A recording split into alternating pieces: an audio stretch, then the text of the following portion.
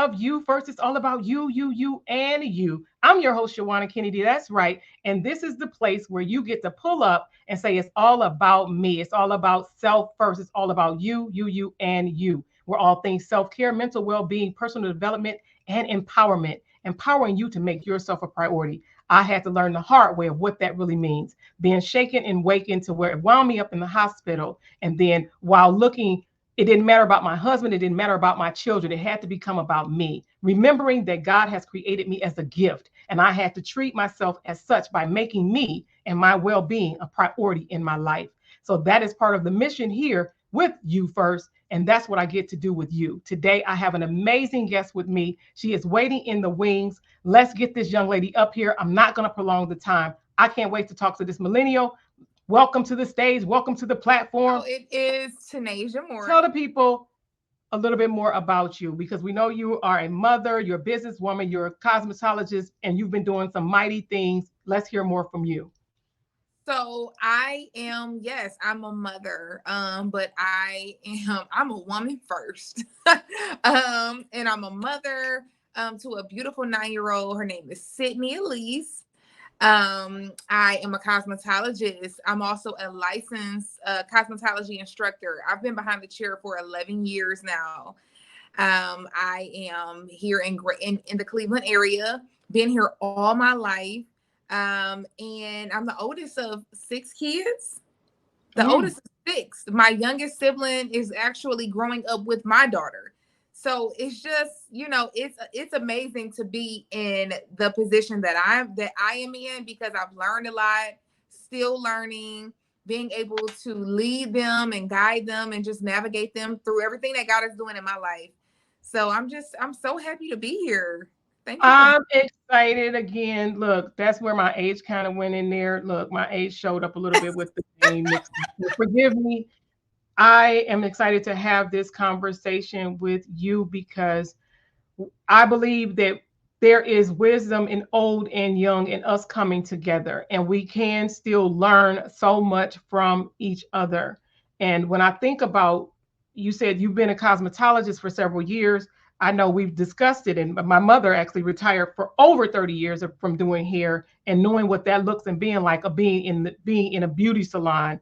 And me. hey, I've had my day of taking out curl rods and taking pins and sweeping floors and being the shampoo girl, right? So much so that they're look, I say they're in escrow right now. But at one point, hey, something you didn't know about me, I actually have my managing manicures license from the state board. So I know all about all of what that looks like and what that life feels like. So it's not just enjoying sitting in the chair, but being and watching the many cosmetologists all over the world get to do what they do and what that looks like on your body, what that looks like in with your mindset and the things that you have to do being in that space. So I have to ask you, since we're going to start right there from the top, what you do, what you love, right? What led you to wanting to, even when you think about wanting to do that as a career, what made you even want to do that? Well, it's a funny story, and when I think about it, God is just hilarious, because I went to college here in Cleveland, John Carroll University, to Mm, be an accountant. I was a numbers girl, all about math, and when I got there, I found out that that was not. I mean, it just wasn't my thing. mhm. Even like at the time I worked at Bank of America. I just always had that drive. I wanted to work, but I also wanted to work in the area where I will be receiving this degree. And just even then, it just wasn't working. I mean, I'm making good money. I'm at this great school. I don't have no loans for real.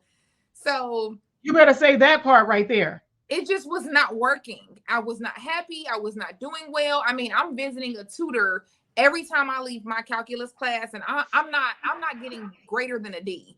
Okay, so it just was like, yeah, but I was doing makeup at the time as well, and I found out that I was really good at it.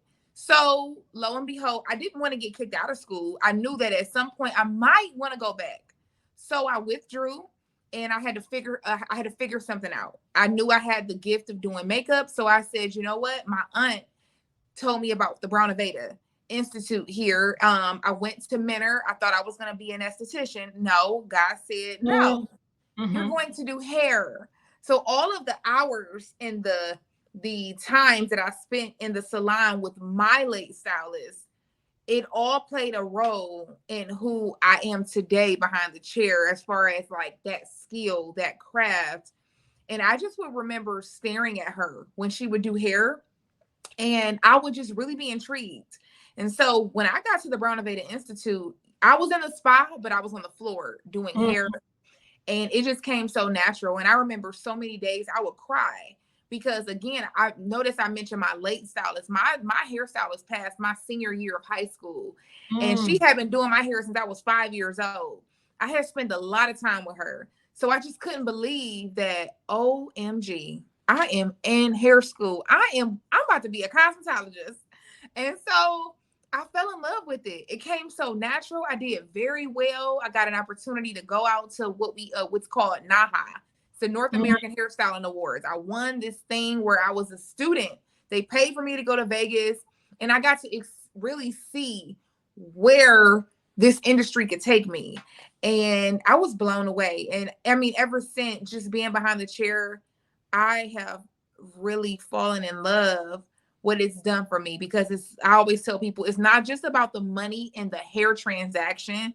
I am influencing, and I am impacting so many women, and vice versa, where God sends people in the room, angels at times, to drop something on me, and I never see them again. I love it. I love it because when I think about that, and I even think about your little one, love, love, love her name. Thank you. That she see your baby's name, Sydney. It's funny because one of the children's books that I've done, right? Mm-hmm. And that's the character's name. Her name is Singing Sydney. Whole Oh, nother story for another day. But that is her name. So I'm like, oh my God, oh my God. But then I have to, when you think about, you said you've been doing it for over a decade. And when I think about little Miss Sydney, her, then that means you were off on this road for several, for a few years before God blessed you with her, right? And so that yeah. means you were the moving and grooving, shaking, moving and shaking, like you said, an influencer, doing the doggone thing, right? And you didn't have to really answer to anyone, because of how God was working and moving in your life. Now, Mm. think about that. And you think about self-care. What were you doing anything, or you just was really because of you being, bless you, a millennial? You was like, no, ain't no grass growing under my feet. I'm doing this. I'm hot. We're moving. Were you doing anything as it relates to thinking about your well-being, your mental health during that time? Did you have any lows with as it relates to that before she was ever even thought of? How did that look for you though? Because you're doing it, you're killing it at this point. You got your license, right? You got your license. You said, I'm doing it. How did that look during that time for you as well though? I have to ask that. So, it was a very interesting time, because I just remember at the time I was in ministry heavily, as a greeter at the Word Church here in Cleveland, Ohio. I was first touch ministry, so it's just me, this single young girl. I am like kickstarting my career, and then I meet someone, and then I ended up having a baby, and that situation wasn't the ideal situation. And so, even coming back from that, again, I was in ministry heavily, like dedicated to my walk, but I had that fall, and so that I didn't allow it to tear me up, and I did not condemn. I just was like, you know what, we gotta keep the ball rolling. One thing I've always saw, my mom was always a very strong woman, like when it came to taking care of kids. So I knew I had to handle business regardless. I was blessed with a village. So I went back to work 4 weeks after having her. Thank Mm.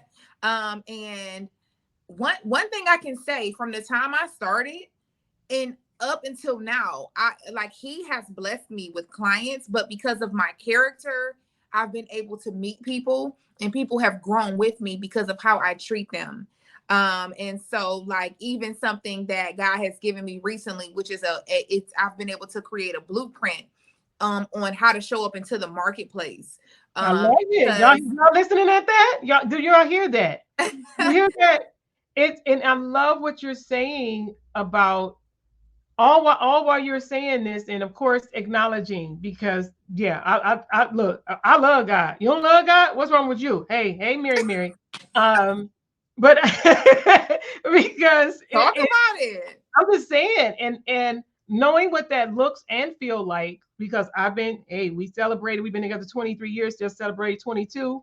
Woo woo. Happy anniversary. But Congratulations. I know what it feels like to have been a single mother for many years, So to be able to do that, still do a career, still recognize, how just life was life, and you're young, things are happening, and still even being, look, working in the church. So look, hello saints, if you're listening and looking, and it just life when it show up. And I still tell this, and I lean in when I say this. We know that children are a gift. I say it, and I have to say it. It doesn't matter what the circumstance, situation, happenstance. I say, out of all the things, only God is the giver to me. This is my belief, is the giver of life. And no matter how it might have happened for you, you are a blessing. I said it before in my intro. You are a gift. And that means if you hear, you have a purpose. God has a plan for you and your life. And we are looking at the evidence of it right here today.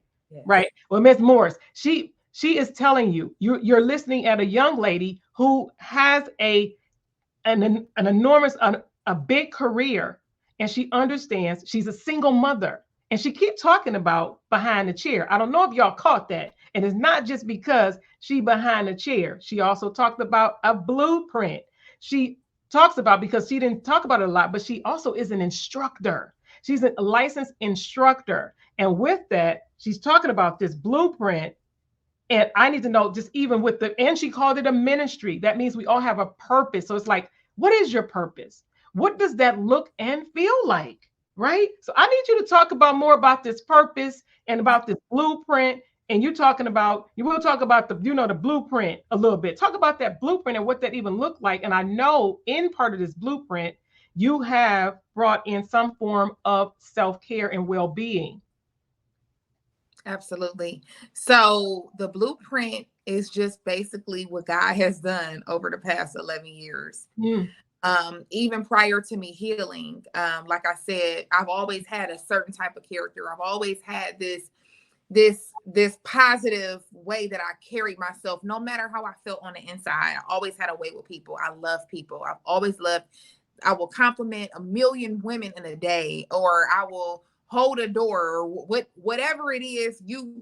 People just gravitated towards me, so I've been able to grow with these clients, or vice versa. And so God has given me a blueprint as to, again, how to show up in the marketplace. Again, purpose. We are here for a reason. So just like my daughter came the way that she did, she's here because she got something on her, and it's my job to steward that relationship. So I have a purpose, and clearly my purpose is to speak life, is to educate, is to shepherd, it is to really it is to lead. So that way, people are aware as to what they are here for. So as I'm standing behind that chair, I am standing behind that chair to listen, to love, to lead, to pray with, intercede, whatever it is that he want me to do. I have to be able to hear that, and I have to be able to execute on that. And I'm only able to do that because, again, I'm in purpose. This is where he has me. He has me here for a reason. Again, I never knew that I would be here. So, like, even now, where I'm at versus when I first started, yes, I've done so much work. I've had to go through therapy. I've had to learn the ins and outs of handling the finances. Like in my book, I talk about the worker versus the boss. Everybody wants to be a boss, but they don't know that you need to have your taxes set up a certain way. They don't know that a boss employs other people and provides opportunities for them to make money. I don't even call myself no boss, okay? I'm careful with that term, because that is a big responsibility, so It is. I talk about that. Like, as far as, so I had went years and didn't realize, oh my goodness, I got penalties and interest that unaccrued because I didn't realize I wasn't filing my taxes the correct way as an independent contractor. You know, it was just so much. So like here I am, I'm the first one, a successful entrepreneur in my family where I'm doing all of this work. I'm going back. I am attending wealth conferences, making sure that I'm setting up trust. So if something happened to me tomorrow, my daughter is well taken care Are of. you guys listening at this? I need you.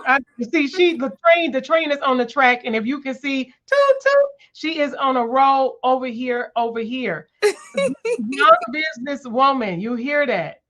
And that Yeah, is why I love that you even said you being behind the chair. It's a ministry, and it actually there is an exchange. I didn't hear that you were saying it's always something that you're giving, giving, giving, but God places people that are actually clients that you then get to have this exchange. It's something that is reciprocal. It's the give and the take, and how that in itself to me, because we are talking about you, we talking about you first, and it's saying who are you around, whether it's a coworker, whether it's a client, right? Whether it's absolutely. if you're in serve, if you're service, if you're some form of service, who are we around? Who is in our space?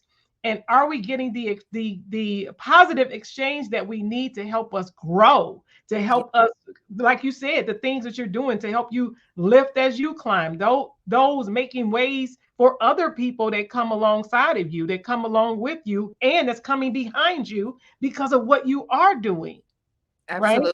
Yeah, absolutely. And I so have, like, yeah. Go but ahead. Go ahead. like even in this position, you know, like, and to speak to the whole self-care part, you know, like in being in this position, you know, and also having a young baby, I had to make sure that I made time to go to the spa quarterly, or get my nails done, or just sleep in while my daughter is at daycare, or having my girl time with my friends. Like, I do not play about girl time. Even if I just go over one of my close friends' house, we're literally sitting around, we cooking food, laughing, So listening to go ahead. So music. right there, I want you to right now, if someone is looking and listening, go ahead and just talk to them for a moment. I make the time to do that. I have to make sure that I take care of me, because if I lose me, if I don't take care of me, I'm not able to show up for these clients. I'm not able to love on my daughter. I'm not able to speak life into her, or I'm not, I mean, just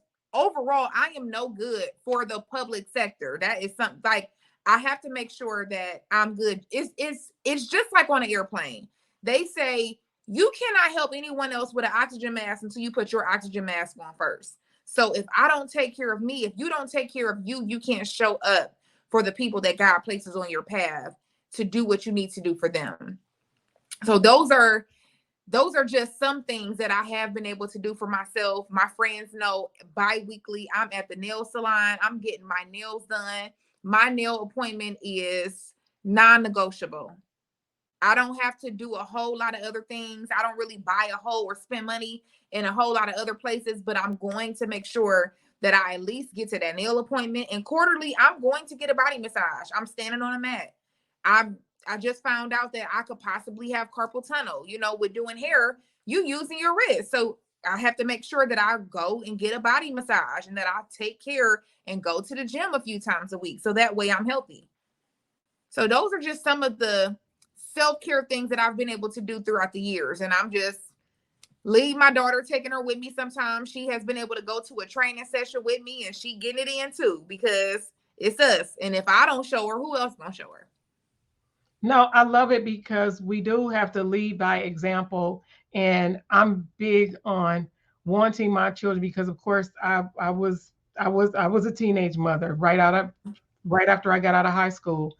And there is, even though there's tons of books now, but until you walk that walk, you really don't know what it looks like. And some things you don't know and don't really learn until you're actually in it, until you're Yeah. in it and you walk in that journey. So I applaud you for the businesswoman that you are, and the things that I know that you're doing for your baby girl, for that you're setting up. What you did say is that you're setting up things that if something, God forbid, that she will be okay, that Mm-hmm. she's all right. And that's what we have to remember, to not only I'm a believer of a living legacy. I need to leave a legacy while I'm alive, not just, hey, Absolutely. reap the benefits after I'm gone. But to be hello, somebody. I believe we can have Yes, heaven. amen. I believe we can have heaven on this side, on earth. Heaven on earth, that is a real thing. And Yeah. it's in how we set it up and how we set it up now. For some, we know that. And I know I'm not telling anybody to ever not take care of your responsibilities, but you are your responsibility, Yes. right? Yes. You need you. So you looking and you listening. I'm telling you, this is a check-in for you. Yeah, this is a you first check-in. You need you. And if you Mhm. don't pause, I say often by choice or by force, trust me, I'm a witness. By choice or by force, your body, your mind will say you're not paying attention to me and I demand your attention. I command your attention. And so I say it needs to be by choice. And to have someone such as yourself to say, no, yeah, I don't punch a clock. My schedule, I set my appointments. And that is a beautiful position to be in with you being a young mother to be able to say, no, I set my appointments because I still make not only myself, but I make my child a priority. And I work on this balancing act to make it all be as harmonious as I possibly can. Right. Yeah, and having a conversation. I know now, before you went to your 3 day, what is it, sometimes 4 day weekend, how did that look like though? If you had to help somebody who you like, no, because at this point I'm really trying to make it because I'm a single mother, not that I don't have a village, because you said I got a village, but for those times when you like, this right up and through here, this is a little rocky. So I need you to, like help people like it every now and then it can be a little rocky. And what does that look like? And how can you help them to come up out? What did that look like for you? Because I want them to know it's gonna be ugly. There is no white shining horse coming. He ain't coming. It ain't there. It's not real. Okay. So help the people. Well, first of all, you have to be consistent. And you have to show up. When I first started out, first of all, I was on commission in the first salon I worked in. So I had to be there when the salon was open in order to be able to build a clientele. I was trying to get a hold of all the traffic that was coming in the door. If I'm on commission, and then I was fresh out of school, I didn't have no clients. So I'm showing up and I'm making sure that I'm there to get my hands on anybody that walked through that door. And So so because of once that, though, how did that affect your health though? You like, I need all the low hanging fruit. I need all the walk-ins. Physically though, how was that for you being young? I know now, like I said, from years of standing on concrete, not wearing the right shoes. Now, hey, it's not just age is a number. Your body know that. Your body know where you not is, you know what? I really didn't feel it that much then. Now so even back then, I would make time to go to the gym because it was just me at the time when I first started out. I would go to the gym, and I mean I was hanging out too. So I would be up late sometimes. I'm working all day, but when I would have downtime, sometimes because I also was graced with the opportunity to live around a corner from the salon I worked in. Mm. So I would go home sometimes and take a nap. Absolutely. Oh my gosh. Now I'm a person where I don't play about naps. I will go to the car and take a nap.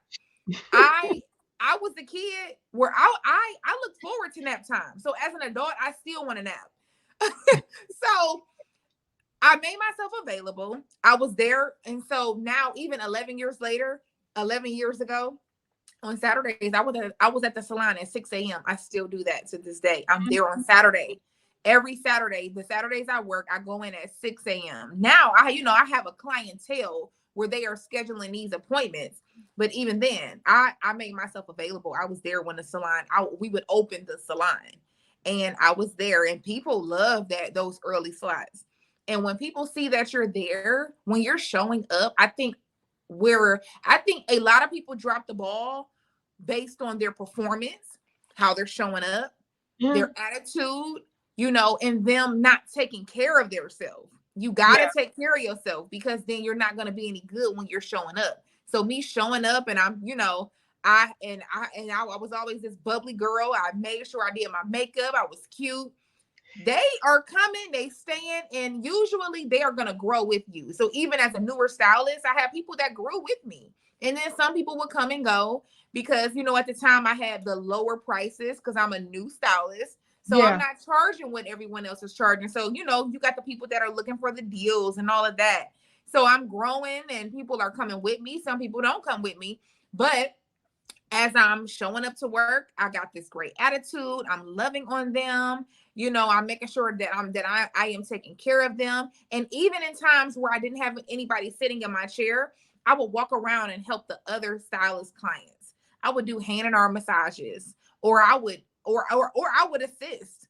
Nowadays, people do not want to assist. They want instant gratification. They want to graduate from hair school and they think or believe that they're just going to have this crazy clientele.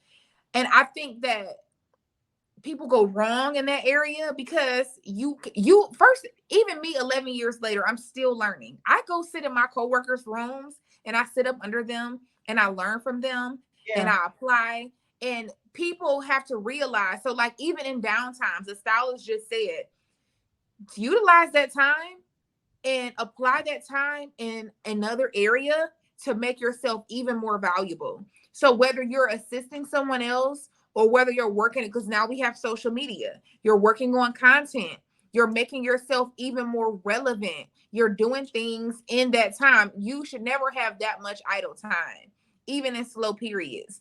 I mean, look at the quarantine. So many people were out of work. People were reinventing themselves. Yes, they were. And you know People what? were reinventing who And they were. it's not just that. It's often, and because of where you are, look, and I got a few more years ahead of you, it's going to happen again. It's going to not when we're not talking about the pandemic, not that, but I'm saying the reinventing.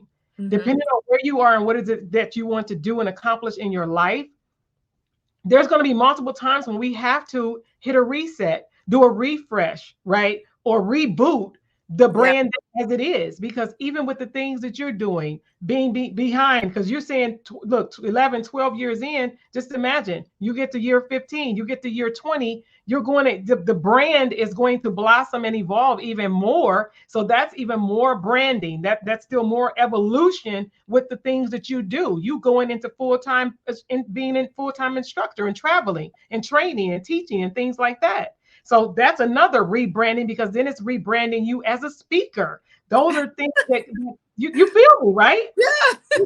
These are the things that people, you don't think about it. Matter of fact, I'm going to help somebody. If there is something that you first have a desire for, if it does, or a goal, something, if it does not scare the heck out of you, and that ain't what I wanted to use, if it don't scare the heck out of you, then it's not big enough. It's supposed to scare you, because if you can do it with your eyes closed, then you need to say, oh, I could do that with my eyes closed. So then that means you got to think bigger. It needs to scare you. You need to say, woo, now trust me, in this walk, we got to do some things. And I've done it. I've walked the walk, knees shaking, teeth chattering. But you first, putting you first. And I hear it. I see what you've done. You've done the late nights. You've done the early mornings. You've made the sacrifices, even with you Still having doing it. still doing it.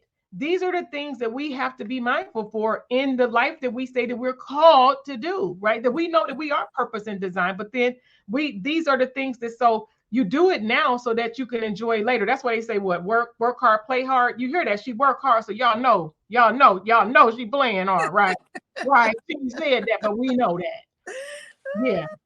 I love it. I love it. I appreciate you so much for pausing from your schedule. This is one of her days where she takes her self-care day, and she chose to have that self-care day to then pause for a conversation with me.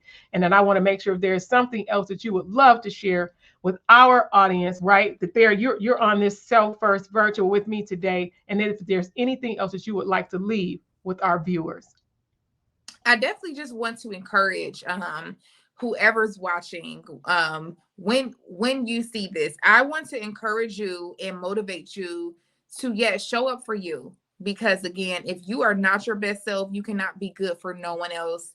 um God gave you life and you have a purpose and you're breathing, and you have to make sure that you are living that life out in excellence. Also, as I mentioned, I have a book. It's called Beyond the Chair. It is a blueprint. It's basically it is some of what we talked about. So excited. I would love for you to just be able to take advantage of that. Really get it in your hands and just allow it to really just marinate in you and whatever it is that you're doing, or maybe you're dreaming about doing something and you're scared to do it. I don't know. But I truly believe that it is going to bless so many people. It doesn't matter the industry you're in. It is for anybody who has a purpose, especially if you're working in the public sector. My Instagram, Creations by Tanazia. Please follow me, tap in. I love sharing. I love to encourage. I love to empower.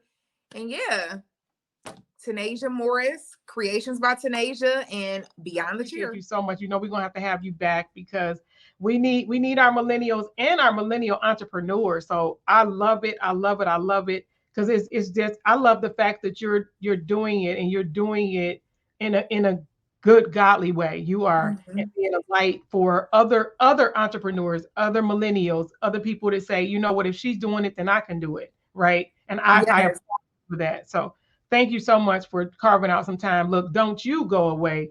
But I thank you for being here. Don't go nowhere. We'll be right back. Don't go nowhere. Don't you go nowhere. All right. Thank you so much, guys, for hanging with me for this episode of You First. It's all about you, and you. Make sure you tell a friend.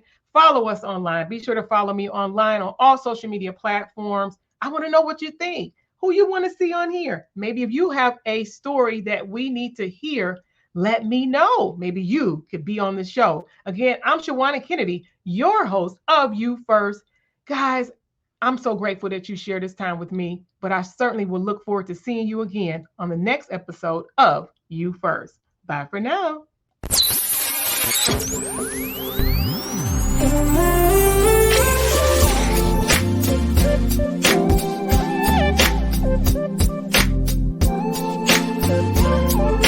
This episode is brought to you by Kennedy Media, your ultimate partner in content creation, video recording, and digital marketing. Be seen, be heard, and increase visibility in your business. Contact us today at KennedyMediaLLC.com, KennedyMediaLLC.com, and unlock your brand's full potential.